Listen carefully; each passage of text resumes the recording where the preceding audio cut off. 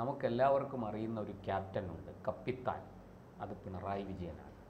ഇപ്പോഴിതാ പുതിയൊരു കപ്പിത്താനെ ചൊല്ലി കോൺഗ്രസിലും കലഹം മൂർച്ഛിക്കുകയാണ്. രമേശ് ചെന്നിത്തലയും സതീശനും വി ഡി സതീശനും തമ്മിലാണ് ആ കലഹം. ആരാണ് കോൺഗ്രസിലെ കപ്പിത്താൻ? ഈ കോൺഗ്രസുമായി ബന്ധപ്പെട്ട് അവരോട് എന്ത് ചോദിച്ചാലും അവർ പറയും ഞങ്ങൾ നെഹ്റുവിൻ്റെ പാരമ്പര്യമുള്ളവരാണെന്ന്. ഈ നെഹ്റുവിൻ്റെ പാരമ്പര്യം അറിയാമല്ലോ, കൂടെ നിൽക്കുന്നവരെ അധികാരത്തിന് വേണ്ടി പിന്നിൽ നിന്ന് കുത്തിയൊരു നേതാവാണ് നെഹ്റു. അത് സർദാർ വല്ലഭായ് പട്ടേലായാലും ജിന്നയായാലും അത് നമ്മുടെ രാജ്യത്തെ കൊണ്ടെത്തിച്ചത് വിഭജനത്തിലേക്കാണ്. ആ പാരമ്പര്യം തന്നെയാണ്, ആ DNA തന്നെയാണ് ഇപ്പോഴും കോൺഗ്രസിനുള്ളത്. ആ DNA, ആ പാരമ്പര്യം കാത്തതുകൊണ്ടാണ് ഈ നിർണായക ഘട്ടത്തിൽ പോലും കോൺഗ്രസ്സുകാർ തമ്മിലടിക്കുന്നത്. കഴിഞ്ഞ ലോക്സഭാ തെരഞ്ഞെടുപ്പിന് ശേഷമായിരുന്നു കേരളത്തിലെ കോൺഗ്രസിന് ഒരു ഉണർവ് ഉണ്ടാവുകയും തങ്ങൾക്ക് വീണ്ടും ഒരു 2026 അധികാരത്തിൽ വരാൻ കഴിയുമെന്ന ചിന്തയും ഉണ്ടാകുന്നത്. ആ ചിന്ത ഉണ്ടായതിനു ശേഷമാണ് കൂട്ടയടി ഉണ്ടാകുകയാണ്. മുഖ്യമന്ത്രി സ്ഥാനവുമായി ബന്ധപ്പെട്ട എല്ലാവർക്കും മോഹം. രമേശ് ചെന്നിത്തലയ്ക്കും വി ഡി സതീശനും അടൂർ പ്രകാശിനും KC വേണുഗോപാലിനും കൊടിക്കുന്നിലും എല്ലാവർക്കും സുധാകരനും ഉൾപ്പെടെയുള്ളവർക്ക് എല്ലാവർക്കും ഈ മുഖ്യമന്ത്രി ആകണമെന്ന മോഹമുണ്ടാകുന്നു. അതിൻ്റെ ഒരു പ്രഖ്യാപനം ഈ രമേശ് ചെന്നിത്തല കുറച്ച് നാളുകളായി തന്നെ ആഭ്യന്തരമന്ത്രിയായിരുന്നു, പല പ്രധാന ചുമതലകളും വഹിച്ചിരുന്നത് കൊണ്ട് തന്നെ ആദ്യം സ്ഥാനാർത്ഥി പ്രഖ്യാപനം നടത്തിയത് NSSന്റെ ആസ്ഥാനത്ത് നിന്നായിരുന്നു. ചങ്ങനാശ്ശേരിയിൽ നിന്ന് അങ്ങ് പ്രഖ്യാപനം നടത്തുന്നു. പിന്നീട് അദ്ദേഹത്തെ പാണക്കാട് തങ്ങൾ ബന്ധപ്പെട്ട് പ്രഖ്യാപനം ഉണ്ടാകുന്നു. അദ്ദേഹത്തിന് എല്ലാവരെയും ഞെട്ടിച്ചുകൊണ്ട് വെള്ളാപ്പള്ളി നടേശൻ തന്നെ പറയുന്നത്. കാരണം ഈ ജാതിയുമായി ബന്ധപ്പെട്ട എല്ലാ കാലത്തും NSS SNDP തർക്കങ്ങളാണ് ഉണ്ടാകുക. പക്ഷെ ഞെട്ടിച്ചുകൊണ്ട് രമേശ് ചെന്നിത്തലയ്ക്ക് പിന്തുണ പ്രഖ്യാപിക്കുകയാണ് വെള്ളാപ്പള്ളി നടേശൻ ചെയ്തത്. ആ രീതിയിൽ ഒന്ന് കൊഴുത്തു വന്നപ്പോഴായിരുന്നു ശശി തരൂർ രംഗപ്രവേശനം ചെയ്തത്. അതിനുശേഷം അത് അവിടെ അവസാനിച്ചിരുന്നു. ഇപ്പോൾ നിലമ്പൂർ തെരഞ്ഞെടുപ്പ് വലിയ രീതിയിൽ അവർക്ക് വിജയം സ്വന്തമാക്കാൻ കഴിഞ്ഞു. അതിന് പിന്നാലെയാണ് ചേട്ടാ സൂചിപ്പിച്ചതുപോലെ തന്നെ ഈ ക്യാപ്റ്റനുമായി ബന്ധപ്പെട്ട് മേജറുമായി ബന്ധപ്പെട്ട വിവാദം ഉണ്ടാകുന്നത്. രമേശ് ചെന്നിത്തല ഇനി ഒരു പൊട്ടിക്കരഞ്ഞാൽ മാത്രം മതി. നാം കണ്ടിരുന്നു ഈ 2019 തെരഞ്ഞെടുപ്പ് കാലത്ത് കോൺഗ്രസിന്റെ തന്നെ നേതാവായിരുന്ന കോഴിക്കോട് നിന്നുള്ള ഒരു MP ഉണ്ടല്ലോ, അദ്ദേഹം ഈ അഴിമതി കഥയുമായി ബന്ധപ്പെട്ട് പൊട്ടിക്കരയുന്ന ഒരു സാഹചര്യം ഉണ്ടായിരുന്നു 2019. അതെ, കോൺഗ്രസ്സുകാർക്ക് അതുകൊണ്ട് പൊട്ടിക്കരയാൻ മടിയൊന്നുമില്ല. ചിലപ്പോൾ നാളെ നാം രമേശ് ചെന്നിത്തല പൊട്ടിക്കരയുന്നത് കാണേണ്ടി വരും. ആ രീതിയിലേക്ക് പൊട്ടിക്കരഞ്ഞില്ലെങ്കിലും അതേ രീതിയിലാണ് അദ്ദേഹം പറയുന്നത്. ഞാനും പ്രതിപക്ഷ നേതാവായിരുന്നിട്ടുണ്ട്, എൻ്റെ കാലത്തും തെരഞ്ഞെടുപ്പ് ഉണ്ടായിട്ടുണ്ട്, വിജയങ്ങൾ കൊയ്തിട്ടുണ്ട്, അന്ന് എന്നെ ആരും ക്യാപ്റ്റൻ എന്ന് വിളിച്ചിട്ടില്ലെന്നാണ്. ഇന്ന് മാധ്യമങ്ങൾ ഉൾപ്പെടെയുള്ളവർ ആ പാർട്ടിയിലെ തന്നെ വി ഡി സതീശൻ്റെ അണികളും സമൂഹ മാധ്യമങ്ങൾ ഉപയോഗിക്കുന്ന ഈ കോൺഗ്രസിന്റെ സൈബർ ടീമും അല്ല വലിയ രീതിയിൽ ക്യാപ്റ്റൻ എന്നാണ് ഈ വി ഡി സതീശനെ വിളിക്കുന്നത്. അപ്പോൾ അവിടെയാണ് ഈ തർക്കത്തിന്റെ തുടക്കം. ഉടനെ തന്നെ വി ഡി സതീശൻ രംഗത്ത് വരികയാണ്, ഞാൻ ക്യാപ്റ്റൻ ആണെങ്കിൽ അദ്ദേഹം മേജർ ആണെന്നാണ്.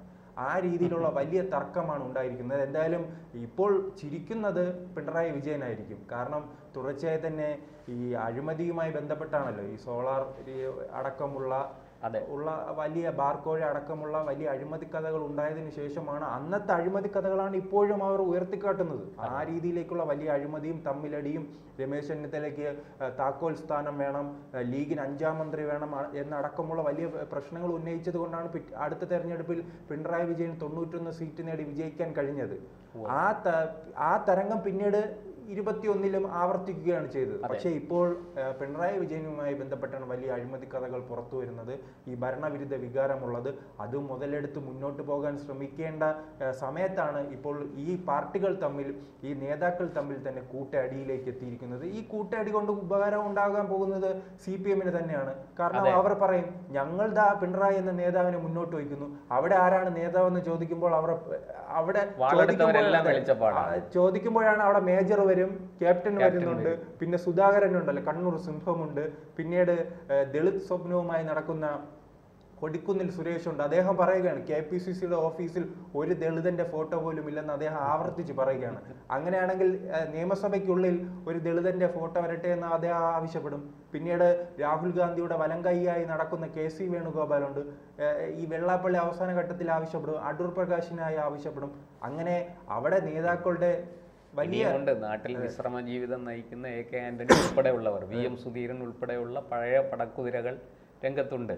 തിരുവഞ്ചൂർ രാധാകൃഷ്ണൻ, K മുരളീധരൻ, അങ്ങനെ അടങ്ങി വലിയൊരു നിര തന്നെ ഉണ്ട്. അതോടൊപ്പം തന്നെ ഇപ്പൊ റീൽസ് നേതാവല്ലേ, റീൽസ് നേതാവുണ്ടല്ലോ, പൊളിറ്റിക്കൽ ഇസ്ലാമിന്റെ മുഖമായി മാറിയിരിക്കുന്ന ഷാഫി പറമ്പിൽ അടക്കമുള്ളവർ രംഗത്ത് വരാനുള്ള വലിയ സാധ്യതയുണ്ട്. കാരണം ഇപ്പോൾ കോൺഗ്രസിന് വലിയ പിന്തുണ നൽകുന്നത് SDP ആണല്ലോ. പാലക്കാട് നാം കണ്ടതാണ്, തെരഞ്ഞെടുപ്പ് വിജയത്തിന് പിന്നാലെ ആദ്യം രംഗത്തിറങ്ങുന്നത് SDP ആണ്. അത് ആവർത്തിച്ചില്ലെങ്കിലും ഒരു പരിധിവരെ നമുക്ക് മനസ്സിലാകും ഈ നിലമ്പൂർ തെരഞ്ഞെടുപ്പിൽ ജമാഅത്തെ ഇസ്ലാമിയും SDP അടക്കമുള്ള വോട്ടുകൾ എങ്ങോട്ട് പോയെന്ന് കൃത്യമായി മനസ്സിലാക്കാൻ ഈ തെരഞ്ഞെടുപ്പ് ബലവും പ്രയോജനപ്പെടും. അതുകൊണ്ട് തന്നെ SDP-യുടെ ആവശ്യങ്ങൾ ഉന്നയിച്ചുകൊണ്ട് പൊളിറ്റിക്കൽ ഇസ്ലാമിന്റെ ഭാഗത്തു നിന്ന് ഷാഫി പറമ്പിൽ ഒരു കാലത്ത് കടന്നു വരാനുള്ള സാധ്യത തള്ളിക്കളയാൻ പറ്റില്ല. അതുകൊണ്ടാണല്ലോ വടകരയിൽ അദ്ദേഹത്തിന് വലിയ വിജയം കൊയ്യാൻ കഴിഞ്ഞത്. നമ്മൾ മനസ്സിലാക്കേണ്ട ഒരു കാര്യം, കോൺഗ്രസ് സംഘടനാപരമായിട്ട് അങ്ങേയറ്റം ദൗർബല്യത്തിലാണെങ്കിലും അവരുടെ ഈ പാർലമെൻ്ററി പൊളിറ്റിക്സിന് ഒരു കൃത്യമായ ചലനമുണ്ട്. പുതിയ ചെറുപ്പക്കാർ ധാരാളമായിട്ട് കടന്നു വരുന്നു. ആ ചെറുപ്പക്കാരെല്ലാം മുഖ്യധാരയിലേക്ക് വരികയും അവർ രക്ഷപ്പെടുകയും ചെയ്യുന്ന, അവർ വിജയിച്ചു വരികയും ചെയ്യുന്ന കാഴ്ചയും കേരളം കാണുന്നുണ്ട്. അല്ല, അത് ഏറ്റവും കൂടുതൽ ഉപകാരപ്പെടുന്നത് VD സതീശനുമായി ബന്ധപ്പെട്ടാണ്. ഈ രമേശ് ചെന്നിത്തല പറയും, എന്നോടൊപ്പം ഉണ്ടായിരുന്നവർ പല സംസ്ഥാനങ്ങളിൽ മുഖ്യമന്ത്രിയായി, കേന്ദ്രമന്ത്രിയായി, ഗവർണർമാരായി എല്ലാ പദവികളും സ്വന്തമാക്കിയിട്ടും ഞാൻ ദാ ഇവിടെ കേരളത്തിൽ വെറും പ്രതിപക്ഷ നേതാവിന്റെ കസേര മാത്രമാണ് അലങ്കരിച്ചിരിക്കുകയാണെന്ന് പറയാം. അല്ല, അദ്ദേഹത്തിന് തന്നെ സ്വയം വിമർശനമുണ്ട്. കാരണം അദ്ദേഹത്തിനോടൊപ്പം ഇപ്പോൾ ബംഗാളിന്റെ മുഖ്യമന്ത്രി അടക്കമുള്ളവർ ഇദ്ദേഹത്തോടൊപ്പം പ്രവർത്തിച്ചിരുന്നവരാണല്ലോ ഒരു കാലത്തെല്ലാം. അങ്ങനെ ആയിരിക്കുമ്പോൾ ഇദ്ദേഹം അവസാന ഘട്ടത്തിലേക്ക് പോവുകയാണ്. ഇനിയൊരു മുന്നിലൊരു അവസരമില്ല, ഇത് അവസാന ഘട്ടമാണ്. 2026 അദ്ദേഹം തിരിച്ചറിയുന്നുണ്ട്. അതിനുവേണ്ടിയുള്ള എല്ലാ ശ്രമവും അദ്ദേഹം നടത്തും.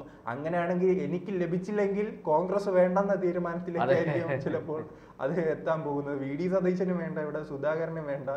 അങ്ങനെയാണെങ്കിൽ പിണറായി ഒന്നുകൂടെ വരട്ടെ എന്ന രീതിയിലേക്കുള്ള ഒരു നീക്കമാണോ അദ്ദേഹം ഈ സമയം നടത്തിയതെന്ന് അങ്ങനെ വരുമ്പോൾ അദ്ദേഹത്തിന്റെ മുന്നിൽ സമയം വളരെ പരിമിതപ്പെടുകയാണ്. അദ്ദേഹത്തിന് അദ്ദേഹം അങ്ങനെ തീരുമാനിക്കാതെ എന്റെ മുന്നിൽ ഇനി വേറെ വഴിയില്ല, എനിക്ക് ഇത്രയും പ്രായമായി എനിക്ക് ലഭിച്ചിട്ടില്ല, അതുകൊണ്ട് ഇനി കോൺഗ്രസിനെ ലഭിക്കേണ്ട, VD സതീശന് ലഭിക്കേണ്ടെന്ന ചിന്തയാവാമല്ലോ. ആ രീതിയിലേക്ക് അങ്ങനെയും വരാം. കാരണം അങ്ങനെയെല്ലാമായിരുന്നു പല സംസ്ഥാനങ്ങളിലും കോൺഗ്രസ് വലിയ തിരിച്ചടി ഉണ്ടായിട്ടുള്ളത്. തമിഴ്നാടുമായി ബന്ധപ്പെട്ട് ഈ കാമരാജിനെ എല്ലാം വലിയ രീതിയിൽ തകർക്കുന്നതാണ് തമിഴ്നാട്ടിൽ തിരിച്ചടിച്ചു. ഇവിടെയും അത്തരത്തിലുള്ള ബൂമറാങ്ങുകൾ പ്രതീക്ഷിക്കാം. പക്ഷെ ചെന്നിത്തല വളരെ കരുതലോടെയാണ് മുന്നോട്ട് പോകുന്നത്. അദ്ദേഹത്തിന് PK കുഞ്ഞാലിക്കുട്ടിയുടെ എല്ലാ പിന്തുണയും, അകമഴിഞ്ഞ നിർലോഭമായ പിന്തുണ അതാണ് ഈ ക്യാപ്റ്റൻ വിവാദവുമായി ബന്ധപ്പെട്ട് അദ്ദേഹം അത് സൂചിപ്പിക്കുന്നുണ്ട്. ഒരു ഉപതെരഞ്ഞെടുപ്പ് കാലത്ത് ഈ നെഹ്റു കുടുംബത്തിൽ നിന്നും ഒരു നേതാവ് കേരളത്തിൽ എത്തുന്നത് ആദ്യമായിട്ടാണ്. അല്ലാതെ ഉപതെരഞ്ഞെടുപ്പ് സമയത്തൊന്നും അത്തരം നേതാക്കൾ കടന്നു വരാറില്ല. ആദ്യമായി എത്തി, അതിന്റെ ക്രെഡിറ്റ് പ്രിയങ്കയ്ക്കാണ്. അദ്ദേഹം എണ്ണി പറയുകയാണ്, VD സതീശനല്ല ഇതിന്റെ ക്രെഡിറ്റ്, പ്രിയങ്കയ്ക്കാണ്. പിന്നീട് അദ്ദേഹം പറയുകയാണ് ബിഗ് സല്യൂട്ട് നൽകേണ്ടത് ലീഗിനാണ്. കാരണം ലീഗിന്റെ ഒരു കേഡർ സ്വഭാവമുള്ള ഒരു പ്രദേശമാണല്ലോ നിലമ്പൂരിൽ. അവർ എണ്ണയിട്ട യന്ത്രം പോലെ പ്രവർത്തിച്ചു. അവിടെ സ്ഥാനാർത്ഥിയെ വിജയിപ്പിക്കേണ്ടത് ലീഗിന്റെ കൂടി ആവശ്യമായിരുന്നു. കാരണം അണികളെ പിടിച്ചു നിർത്താൻ അല്ലാതെ പറ്റില്ല. അവർ കൊഴിഞ്ഞു പോകും, മറ്റു പാർട്ടികളിൽ ചെന്ന് കയറും. അത് കോൺഗ്രസിന്റെ തകർച്ച സമ്പൂർണ്ണമാക്കും. ഈ കുഞ്ഞാലിക്കുട്ടി നിയമസഭാ തെരഞ്ഞെടുപ്പിൽ മത്സരിക്കുമ്പോൾ പോലും അദ്ദേഹം ഈ സ്വന്തം മണ്ഡലത്തിൽ ഇത്രയും പ്രചരണം നടത്തിയിട്ടുണ്ടോ എന്ന് സംശയമാണ്. കാരണം അദ്ദേഹം മറ്റ് പ്രദേശങ്ങളിൽ എത്തിയാണല്ലോ പ്രചരണം നടത്തുന്നത്. അദ്ദേഹത്തിനോടൊപ്പമുള്ള സ്ഥാനാർത്ഥികൾക്ക് വേണ്ടിയാണ് അദ്ദേഹം എപ്പോഴും പ്രചരണം നടത്തുന്നത്. മറിച്ച് അങ്ങനെ ഒരു അത്ഭുതം നടന്ന് ആണ് അവിടെ വിജയിപ്പിച്ചെടുക്കാൻ അദ്ദേഹത്തിന് കഴിഞ്ഞിട്ടുണ്ട്. അതുകൊണ്ട് തന്നെയാണ് അദ്ദേഹം കൃത്യമായി പറയുകയാണ്, ലീഗിനാണ് ഇതിന്റെ ക്രെഡിറ്റ്, പ്രിയങ്ക ഗാന്ധിക്കാണ് ഇതിന്റെ ക്രെഡിറ്റ്, VD സതീശനല്ല. ഞാനും പ്രതിപക്ഷ നേതാവായിരുന്നപ്പോൾ വിജയങ്ങൾ കൊയ്തു, ഞാൻ അതിന്റെ അവകാശവാദങ്ങൾ ഉന്നയിക്കാൻ പോയില്ല എന്ന രീതിയിലുള്ള പ്രസ്താവനയിലൂടെ ലക്ഷ്യമിടുന്നത് നമുക്ക് മനസ്സിലാക്കാം. ഉമ്മൻചാണ്ടിയും കൂട്ടുപിടിക്കുന്നുണ്ട്. അതിലൂടെ തന്നെ മനസ്സിലാക്കാം ലക്ഷ്യം VD സതീശനാണ്. VD സതീശനെ തകർക്കാനുള്ള VD സതീശൻ മാത്രമല്ല, മുഖ്യമന്ത്രി കസേര കൂടിയാണ്. രമേശ് ചെന്നിത്തലയെ സംബന്ധിച്ച് ഇന്ന് അതിനൊരു വലിയ വെല്ലുവിളി ഉയർത്തി നിൽക്കുന്ന ആൾ VD സതീശനാണ്. അതുകൊണ്ട് തന്നെ അദ്ദേഹം VD സതീശനെ ടാർഗറ്റ് ചെയ്യും എന്ന് തീർച്ചയാണ്.